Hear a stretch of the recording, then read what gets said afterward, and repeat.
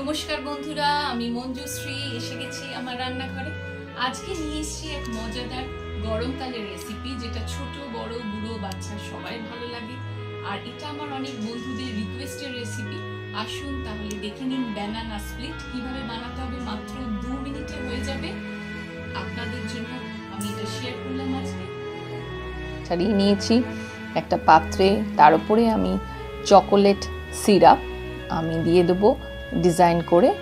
এর সঙ্গে অল্প একটু দিতে হবে, কনডেন্স মিল্ক দেবো বা চিজ দিতে পারি। আমি কনডেন্স মিল্ক ইউজ করেছি। সেটা দেবার পরে আপনি কিছুটা কাজু কিশমিশ আপনার ইচ্ছা মতন দিয়ে দেবেন এবং vanilla ice cream 1 scoop vanilla ice cream দিলাম। এর সঙ্গে কাজু কিশমিশ পেস্তা আপনি ছড়িয়ে এর ওপর সাজিয়ে পরিবেশন করতে হবে চকোলেট সিরাপ দিয়ে। দেখুন আমি এবার ডেকোরেশন করে দিয়েছি। আমার ব্যানানা স্প্লিট রেডি হয়ে গেছে। আপনারাও সবাই ট্রাই করবেন, কেমন লাগলো আমাকে লিখে জানাবেন, ছবি পাঠাবেন। যারা এখনও অবধি আমার চ্যানেলের নতুন বন্ধু হননি তারা অবশ্যই সাবস্ক্রাইব করে আমার চ্যানেলের নতুন বন্ধু হবেন।